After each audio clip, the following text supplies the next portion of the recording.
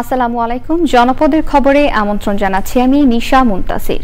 এখনকার এই সংবাদ আয়োজন একই সঙ্গে চ্যানেল আই এর ইউটিউব চ্যানেল এবং চ্যানেল আই এর ওটিটি প্ল্যাটফর্ম আই স্ক্রিনে লাইভ স্ট্রিম হচ্ছে। ফরিদপুর ও ঝিনাইদহের সড়ক দুর্ঘটনায় 7 জন নিহত হয়েছেন। ফরিদপুরে আহত হয়েছেন কমপক্ষে 30 জন। সাদাত হোসেন তিতু ও শেখ সেলিমের পাঠানো তথ্য ভিডিও চিত্রে রাজীব আহমেদের রিপোর্ট। ফরিদপুরের জুয়াইরে স্থানীয়রা জানান, মোকসেদপুর থেকে ছেড়ে আসা লোকাল বাস ফারিয়া পরিবহন নাগরকান্দা হয়ে ফরিদপুর যাওয়ার সময় জোড়াইর এলাকায় পৌঁছলে সড়কের পাশে থাকা বিদ্যুতের খুঁটিতে আঘাত করে উল্টে যায়। এ সময় বিদ্যুতের পিলার প্রায় 7 থেকে 8 ফিট বাসের ভেতরে ঢুকে যায়। খবর পেয়ে ফায়ার সার্ভিস কর্মীরা ঘটনাস্থলে পৌঁছে বাসের নিচে চাপা পড়ে থাকা কয়েকজনকে উদ্ধার করেন। হতাহতদের উদ্ধার করে ফরিদপুর মেডিকেল কলেজ হাসপাতালে পাঠানো হয়। ঝিনাইদহের শোলকুপায় ট্রাকের ধাক্কায় ইজিবাইকে থাকা মা ও ছেলে নিহত হয়েছেন।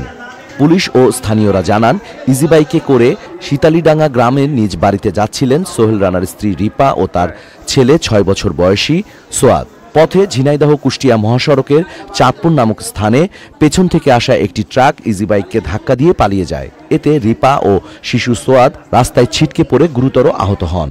তাদের ঝিনাইদহ সদর হাসপাতালে নিয়ে গেলে চিকিৎসক রিপাকে মৃত ঘোষণা করেন। হাসপাতালে ভর্তির পর সোয়াদেরও মৃত্যু হয়। রাজীব আহমেদ, চ্যানেল আই। মিয়ানমারে ভূমিকম্পে ক্ষতিগ্রস্তদের জন্য তৃতীয় দফায় জরুরি ওষুধ ও ত্রাণ সামগ্রী পাঠিয়েছে বাংলাদেশ। মঙ্গলবার নৌবাহিনীর জাহাজ সমুদ্র অভিযান 120 টন চিকিৎসা ও প্রয়োজনীয় সামগ্রী নিয়ে মিয়ানমারের উদ্দেশ্যে চট্টগ্রাম বন্দর ত্যাগ করে।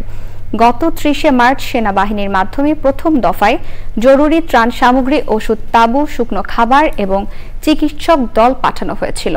1 এপ্রিল সেনা ও বিমান বাহিনীর 3টি বিমান করে দ্বিতীয় দফায় ওষুধ ও ত্রাণ সামগ্রী পাঠানো হয়। প্রধান উপদেষ্টার নির্দেশনা ও সশস্ত্র বাহিনীর পৃষ্ঠপোষকতায় নৌবাহিনী মিয়ানমারে এসব ত্রাণ সহায়তা পৌঁছে দিচ্ছে বলে জানান নৌপ্রধান।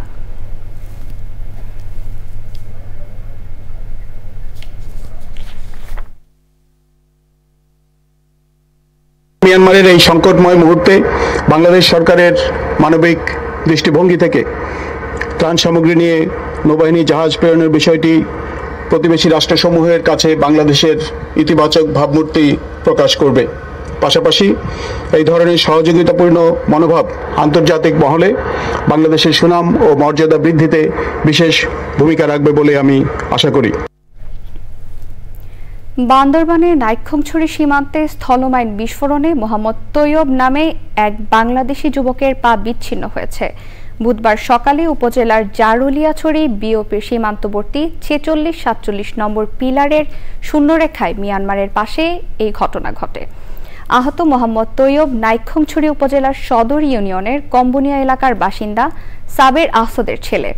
পুলিশ ও স্থানীয়রা জানান, অবৈধভাবে পণ্য পাচারের জন্য নাইক্ষ্যংছড়ি সীমান্তের চোরাই পথ দিয়ে মিয়ানমারে গিয়েছিল ওই যুবক। পরে ওপার থেকে গরুসহ বিভিন্ন পণ্য নিয়ে ফিরে আসার সময় জারুলিয়াছড়িতে শূন্য লাইন এলাকায় পৌঁছালে মিয়ানমারের অভ্যন্তরে পুঁতে রাখা স্থলমাইনের বিস্ফোরণ হয়।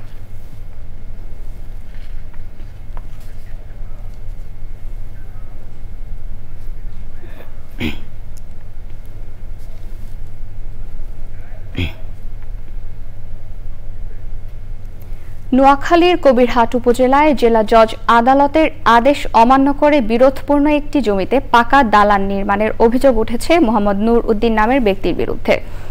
গত 18 মার্চ নোয়াখালী সদর অতিরিক্ত প্রথম আদালতের সহকারী জজ নিশি আক্তার নালিশি জমিতে কোনো পক্ষই যাতে কোনো ধরনের স্থাপনা নির্মাণ এবং প্রকৃতি পরিবর্তন না করতে পারে তা পর্যবেক্ষণ ও তদারকির জন্য কবিরহাট থানাকে আদেশ দেন। কবিরহাট থানা থেকে পুলিশ কাজ বন্ধ রাখতে বললেও নূর উদ্দিন কাজ বন্ধ রাখেনি।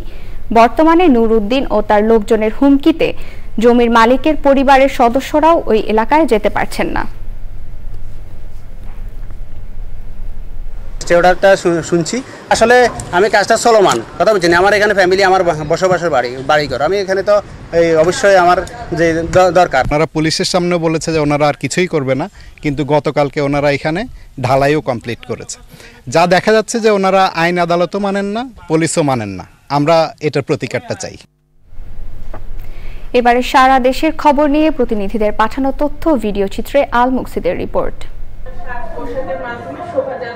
শরীয়তপুরে বাঙালির ঐতিহ্য পহেলা বৈশাখকে বর্ণিল ও নিরাপত্তার সাথে উদযাপনের লক্ষ্যে প্রস্তুতি সভা হয়েছে।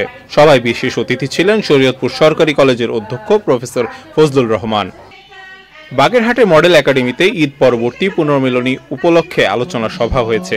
সভায় প্রধান অতিথি ছিলেন শরণখোলা আইডিয়াল ইনস্টিটিউটের অধ্যক্ষ মোহাম্মদ ওসমান গনি। গাজীপুর মহানগর ছাত্রদলের সাধারণ সম্পাদক মাহমুদুল হাসান মিরনের সামাজিক যোগাযোগ মাধ্যমে বিতর্কিত ও সাংগঠনিক নিয়ম বিরোধী মন্তব্য করায় তার বিরুদ্ধে ব্যবস্থা নেয়ার দাবিতে বিক্ষোভ ও প্রতিবাদ সমাবেশ করেছে ছাত্রদল। মেহেরপুরে ক্রীড়াঙ্গনের মেলা বন্ধের দাবিতে মানববন্ধন করেছে ক্রীড়াপ্রেমীরা। বাংলাদেশ গ্রাম আদালত সক্রিয়করণ তৃতীয় পর্যায়ে প্রকল্পের মাধ্যমে 4 দিনব্যাপী নওগাঁয় গ্রাম আদালত বিষয়ক প্রশিক্ষণ কর্মশালা হয়েছে।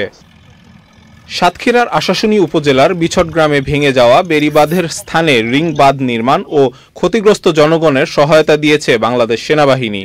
যশোরে 55 পদাতিক ডিভিশনের সেনা সদস্যগণ পানি উন্নয়ন বোর্ডের সঙ্গে সমন্বয় করে বাঁধ মেরামতে কাজ করে যাচ্ছেন। সাভার পৌরসভার বিভিন্ন স্থানে নির্মিত রাস্তা ও ড্রেনের নির্মাণ কাজ পরিদর্শন করেছে দুদকের প্রতিনিধি দল। এ সময় দুদকের সহকারী পরিচালক আরিফ আহমেদের নেতৃত্বে এই অভিযান পরিচালনা করেন 3 সদস্যের কমিটি। তারুণ্যের অংশগ্রহণ, খেলাধুলার মানোন্নয়ন। প্রতিবাদে শরীয়তপুরে জাতীয় ক্রীড়া দিবস উপলক্ষে ক্রিকেট টুর্নামেন্টের ফাইনাল খেলা অনুষ্ঠিত হয়েছে। খেলা শেষে পুরস্কার বিতরণ করেন জেলা প্রশাসক মোহাম্মদ আশরাফ উদ্দিন। জাতীয় ও আন্তর্জাতিক ক্রীড়া দিবস উপলক্ষে নোয়াখালীতে র্যালি, আলোচনা সভা ও প্রীতি ভলিবল ম্যাচ অনুষ্ঠিত হয়েছে।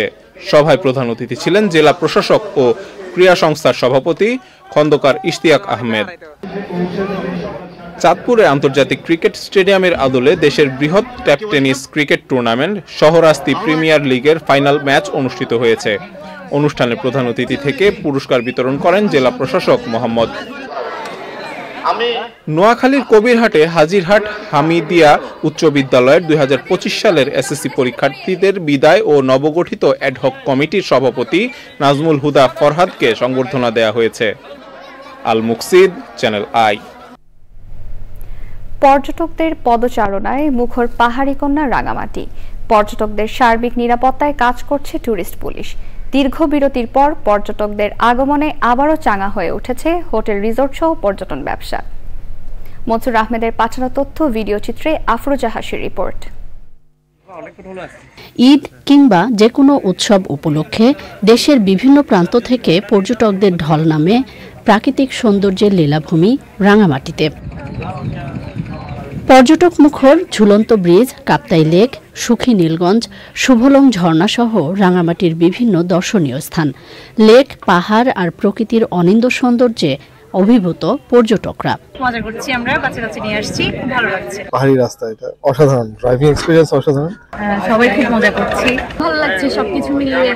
ঈদের ছুটিও পেয়েছি, ক্রাউড এখনো কম, কিন্তু ভালো লাগছে বিদায়টা, আবার নেক্সট টাইম আবার আসলাম।